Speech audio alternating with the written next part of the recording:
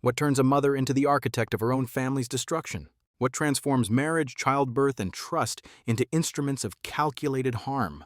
And how does someone commit atrocity after atrocity, not in the shadows of society, but in plain sight, shielded by sympathy, paperwork, and a gentle voice? These questions sit at the center of one of the most disturbing criminal cases in South Korean history. It is the case of a woman the media would later call the Black Widow of Korea. Her real name is In-soo, and for years she lived behind a carefully constructed mask. To neighbors, doctors, insurance agents, and even investigators, she appeared to be a devoted wife, a grieving mother, and a victim of repeated misfortune. Behind closed doors, however, a very different reality unfolded. In-soo was born in 1976 into a society that valued family cohesion and maternal sacrifice. From the outside, her life followed a familiar path. She married young, became a mother, and worked in the insurance industry, a profession built on risk assessment and trust. Yet beneath this ordinary framework lay a pattern of behavior marked by entitlement, emotional detachment, and a relentless pursuit of material comfort. According to those who encountered her early in life, In-soo displayed little concern for the well-being of others. Desire, once formed, demanded immediate satisfaction, regardless of cost. As her adult life progressed, tragedy began to follow her with unsettling frequency. A child died. A husband became gravely injured, then blind. Another partner suffered a similar fate. Fires erupted. Insurance claims multiplied. Each incident, when viewed in isolation, seemed plausible, even tragic. Accidents happen. Illness strikes without warning. Families collapse under stress. But when these events are examined together, a darker pattern emerges, one that exposes not chance, but intent. This is not a story about sudden madness or a single crime of passion. It is a case defined by repetition, planning, and escalation. In-soo did not merely exploit the insurance system, she understood it intimately. She did not act in moments of uncontrolled rage. She waited, calculated, and adjusted when circumstances changed. Most chilling of all, her victims were not strangers. They were the people closest to her, those who trusted her without reservation. These horrifying stories are more than just cold headlines on a page. They are sharp glimpses into the darkest corners of human behavior, where manipulation replaces empathy and cruelty hides behind care. To not miss any of the next case files and criminal portraits that will be opened on this channel, subscribe now and turn on notifications. Because in the world of crime, the truth does not fade with time. This is the story of In-soo, a woman who turned love into leverage, family into opportunity, and trust into a weapon. And as we begin to open her file, one question remains unavoidable. How many warning signs were missed before the damage became irreversible? Long before In-soo became a name whispered with fear, her behavior followed a pattern that, in retrospect, appeared disturbingly consistent. According to accounts from people who knew her during childhood and adolescence, she displayed an early sense of entitlement that set her apart from her peers. Empathy was not entirely absent, but it was selective and conditional, often overshadowed by a persistent belief that her own needs took precedence over those of others. As a student, In-soo reportedly showed little hesitation in crossing boundaries when desire was involved. If something caught her attention, whether it was food, money, or an object of value, she expected immediate access. One early incident, later cited by investigators, involved her knocking a classmate unconscious in order to steal a credit card and go shopping. At the time, the act was treated as an isolated delinquent episode. No broader psychological intervention followed. The moment passed, but the underlying behavior did not disappear. After graduating from high school in 1995, In-soo left her family home and entered adulthood with an unusual level of confidence and self-assurance. She found work as an insurance planner, a profession that demands persuasion, meticulous documentation, and a clear understanding of risk and compensation. Colleagues later described her as articulate, composed, and strikingly attractive. She was tall, slender, and possessed a calm demeanor that inspired trust. These traits proved professionally useful, allowing her to build rapport quickly with clients and supervisors alike. This occupation would later become one of the most critical factors in her criminal trajectory. Insu did not simply sell insurance. She studied it. She learned how claims were evaluated, how different providers communicated, and where scrutiny was most likely to be relaxed. According to court records, she understood how to distribute policies across multiple companies to avoid triggering internal alarms. At this stage, however, there was no indication that she intended to exploit this knowledge for criminal purposes. On paper, she was a competent young professional building a stable future. Her personal relationships, however, revealed a different side. Insu's romantic involvement with her first husband, Lai, developed rapidly. They moved in together quickly, and when she became pregnant, marriage followed, despite their young age. Those close to the couple later recalled that the relationship was strained almost from the beginning. Lai worked diligently and lived frugally, yet his income could not sustain Insu's increasingly extravagant expectations. Disagreements over money became frequent and intense, creating a climate of constant tension. When Insu gave birth to their daughter, the family structure did not stabilize as expected. Instead, Insu returned to her parents' home, leaving Lai to care for the child alone for a period. This decision, described by relatives as abrupt and emotionally detached, foreshadowed a recurring pattern. When circumstances no longer aligned with her desires, Insu withdrew rather than adapted. After her father passed away in 1998, she reportedly used his credit card without consent, spending large sums of money.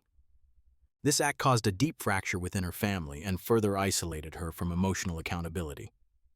From a psychological perspective, experts later noted that these behaviors aligned with traits commonly associated with narcissistic and antisocial tendencies. It is important to emphasize that these observations are based on documented actions and formal evaluations, not retrospective moral judgment. According to psychiatric assessments presented during her trial, Insu demonstrated a diminished capacity for guilt, a strong need for control, and a tendency to view other people primarily as means to an end. These traits became more pronounced following the death of her 3-year-old daughter in February 2000. Officially recorded as an accident, the child's fatal fall down a staircase marked a turning point in Insu's life. Investigators would later note that after this incident, Insu's behavior shifted from opportunistic manipulation to deliberate and escalating violence. 2 months after the child's death, she sought psychiatric consultation, claiming to be overwhelmed by intrusive thoughts. She was prescribed medication known to cause memory impairment, blurred vision, muscle relaxation, and, in high doses, loss of consciousness. According to medical records, Insu herself did not exhibit symptoms requiring long-term use of these drugs. What followed, however, demonstrated how methodical her thinking had become. Almost immediately after receiving the prescription, she purchased multiple life and accident insurance policies on her husband, ensuring she was the sole beneficiary. This sequence of events would later be central to the prosecution's argument that her actions were premeditated rather than impulsive. Insu's profile, as constructed by investigators, is not defined by chaos or emotional instability alone. It's defined by structure. She observed, learned, and adapted. She exploited social expectations of femininity, motherhood, and spousal devotion. In hospital rooms and family gatherings, she presented herself as attentive and gentle. Medical staff described her as tireless in her care. Relatives trusted her judgment. Each role she played reinforced the illusion of innocence. The most unsettling aspect of Insu's profile is not any single act, but the consistency with which she maintained this dual existence. To the outside world, she was a woman burdened by tragedy. To her victims, she was the source of that tragedy. And to the system meant to protect the vulnerable, she appeared for years to be beyond suspicion. This foundation, built long before the most visible crimes occurred, explains how Insu was able to act repeatedly without immediate consequence. Her story is not only about what she did, but about how easily her behavior blended into familiar social roles. Understanding this profile is essential because it sets the stage for what followed next, when manipulation evolved into a sustained campaign of calculated harm. The death of Insu's 3-year-old daughter in February 2000 was officially recorded as an accident. According to the report, the child fell down a staircase and succumbed to her injuries. There were no immediate signs of external involvement, and the case was closed without further inquiry. At the time, few questioned the circumstances. Tragic accidents involving children, though rare, do occur. For Insoo, however, this event marked a decisive shift. From this point forward, misfortune no longer followed her. It was engineered.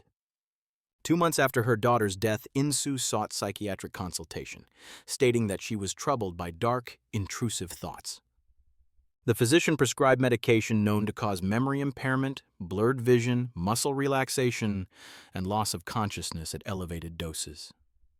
Medical records later indicated that Insoo did not display a condition requiring such medication on a long-term basis. What followed demonstrated how precisely she intended to use it. Almost immediately after obtaining the prescription, Insoo purchased 4 separate life and accident insurance policies on her husband, Lai. Each policy named her as the sole beneficiary. According to investigators, the timing was not coincidental. Insoo understood the insurance system well enough to know that recent policy purchases would draw scrutiny only if claims appeared abnormal. Her solution was to make the injuries appear repetitive, accidental, and cumulative. That same evening, she crushed the prescribed pills and mixed a high dosage into Lai's drink. He lost consciousness and remained in a semi-comatose state for an extended period. This was not a single incident. Over the following weeks, Insoo continued to poison him intermittently. Each time Lai regained consciousness, he discovered new injuries. Bruises, concussions, memory gaps. He could not explain how they occurred. According to later testimony, while Lai was unconscious, Insoo deliberately inflicted physical harm. She pushed him downstairs. She struck his head against walls. Each injury was carefully calibrated, severe enough to warrant medical attention, but consistent with accidental falls. Insurance claims followed. Doctors, seeing a blind eye and frequent injuries, attributed his condition to repeated accidents rather than external assault. The system responded exactly as Insoo anticipated. The payouts, however, were modest. A few $100s at a time did not satisfy her expectations. In May 2000, Insoo escalated her actions dramatically. After poisoning Lai once more, she approached him with a metal safety pin. While he lay unconscious, she stabbed both of his eyes, causing irreversible blindness. This act was not impulsive. According to court analysis, Insoo knew that insurance compensation for permanent disability, particularly blindness, exceeded that of minor injuries. She also understood that a blind individual was more likely to experience future accidents, further reinforcing her narrative. When Lai was hospitalized, Insoo transformed once again into the devoted caregiver. Nurses and physicians later recalled her constant presence, her calm voice, and her apparent exhaustion. To them, she appeared selfless. No one suspected that the woman at his bedside was responsible for his condition. Over the next 2 years, Insoo continued to file insurance claims. In total, she successfully collected compensation from 58 separate claims, strategically distributed across multiple insurance providers. Her professional background allowed her to exploit gaps between companies, ensuring that no single provider saw the full pattern. Meanwhile, Lai lived in darkness, physically and emotionally dependent on the woman harming him. As the money diminished, Insoo's cruelty intensified. According to medical records and witness accounts, Lai suffered burns, stab wounds, and repeated trauma. Each time, Insoo provided explanations consistent with accidental injury or complications from prior wounds. Even investigators, when briefly consulted, accepted these accounts. On March 25, 2002, Lai died. His death was attributed to complications from accumulated injuries. Insoo received a life insurance payout of approximately $341 million, equivalent to around $200,000 USD at the time. Within a month, Insoo entered a nightclub and met her second husband, Hung, a former athlete. Their relationship developed rapidly. Friends and family were immediately charmed by her appearance and demeanor. She married Hung, secured insurance policies in his name, and soon became pregnant. The pattern repeated with disturbing precision. Hung began experiencing unexplained episodes of unconsciousness. He suffered injuries he could not recall. Then, as with Lai, Insoo blinded him using a V-shaped safety pin. Again, she played the role of the tireless wife. Again, doctors failed to identify foul play. Hung eventually died on October 12, 2003. What followed marked a further escalation. Insu turned her attention to her own family. She poisoned her mother and injected a substance into her eye, causing blindness. She repeated the act against her brother, later attempting to inject poison directly into his veins. In both cases, she filed insurance claims in their names. When questions arose, Insu attempted to erase the problem entirely. She purchased fire insurance on the family apartment and set it ablaze, trapping her mother, brother, and infant son inside. They survived with severe burns. Their survival, unexpected and undeniable, became the first crack in the structure she had built. From that moment, Insu's crimes grew more reckless. She set fire to the home of a woman who had offered her shelter. She attempted arson in a hospital ward. CCTV cameras finally captured her actions. Yet even then, authorities hesitated. It was not chance that defined Insu's crimes. It was repetition, refinement, and a chilling understanding of human trust. Each act followed the same logic. Identify a victim. Secure insurance. Inflict harm. Collect compensation. And when suspicion threatened to surface, destroy the evidence. This was no series of accidents. It was a system. By the time Insu's crimes began to unravel, the damage had already spread far beyond a single household. Multiple victims were blind. Several were severely burned. 2 husbands were dead. Yet for years, these outcomes had been absorbed by the system as isolated tragedies rather than evidence of a sustained pattern. The question investigators would later confront was not only how Insu committed her crimes, but why she had been allowed to continue for so long. The first undeniable warning emerged after the fire at the family apartment. Insu had purchased fire insurance shortly before the incident, a detail that initially went unnoticed. When the building was set ablaze, her mother, brother, and infant son were trapped inside. All 3 survived, suffering extensive burns. Their survival, unexpected and medically documented, forced doctors and emergency responders to reconsider earlier assumptions. Accidents alone could no longer explain the convergence of injuries surrounding Insu. Homeless and increasingly unstable, Insu sought refuge with a woman named Mrs. Kang, a housekeeper who allowed her and the children to stay temporarily. What followed demonstrated a shift in Insu's behavior. Where her earlier crimes had been meticulously planned and financially motivated, her actions now showed signs of urgency and emotional volatility.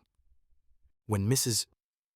Kang asked her to leave after several weeks, Insu responded by setting the house on fire. The blaze killed Mrs.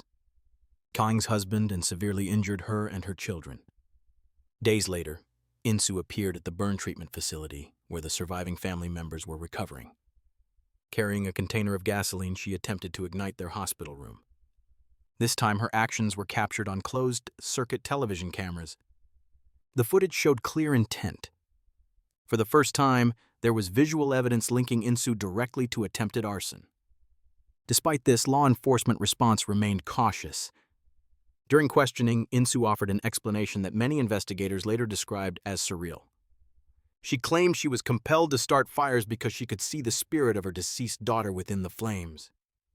While the statement was documented, authorities did not immediately arrest her. Instead, they initiated a broader investigation into the series of arson incidents. This delay proved costly.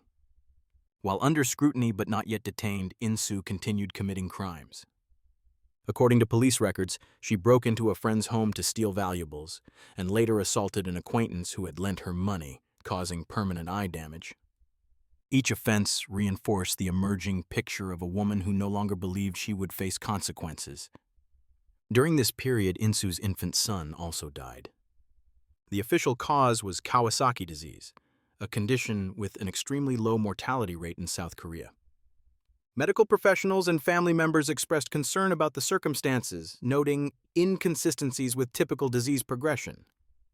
While suspicions were recorded, insufficient forensic evidence prevented immediate charges related to the child's death. On October 19, 2005, authorities finally moved to arrest Insu. She was taken into custody on multiple charges, including murder, arson, attempted murder, and severe bodily injury. The scope of the case was unprecedented. Investigators were forced to reconstruct years of insurance claims, medical records, and witness statements across multiple jurisdictions and institutions. Insu's behavior during interrogation became a case study in manipulation. Initially, she feigned fainting, collapsing in the interview room in what officers interpreted as a calculated attempt to evoke sympathy. When this failed to halt questioning, she escalated further, deliberately humiliating herself in front of investigators. A photograph taken during this moment later became the only publicly available image of her for many years, as South Korean law strictly limited the release of suspect identities. Psychiatric evaluation was ordered prior to trial.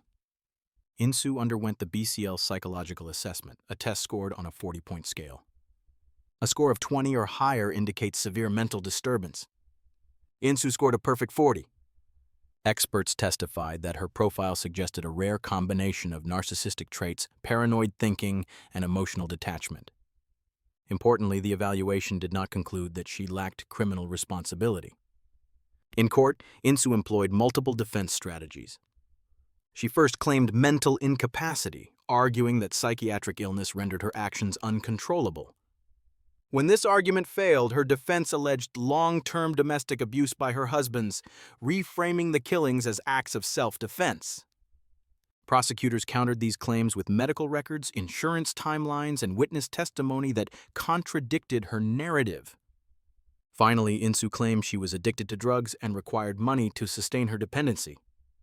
This explanation, too, collapsed under scrutiny. At the end of 2005, Insu was convicted and sentenced to prison. She was 29 years old. Even behind bars, reports suggested her behavior remained confrontational and entitled. She complained about unbranded clothing and low-quality toiletries, frequently clashing with other inmates. During one altercation, she lost an eye. To some observers, this injury appeared symbolic. A woman who had blinded others now lived with partial blindness herself. For nearly 2 decades, Insu's identity remained partially concealed from the public. It was not until 2024 that unedited photographs were released, reigniting public discussion about the case. Investigators interviewed years later acknowledged that her prolonged freedom was not solely the result of intelligence, but of institutional fragmentation and hesitation. This case exposed more than one criminal. It revealed how trust, when unexamined, can be weaponized. It showed how systems designed to protect the vulnerable can be manipulated through patience and repetition. And it demonstrated that justice, when delayed, does not erase responsibility, but it does multiply harm. What do you think about this case and the failures that allowed it to continue for so long? Comment below to share your perspective and to continue the conversation about the darkest corners of criminal history. At the end of 2005, the legal system finally closed in on Insu.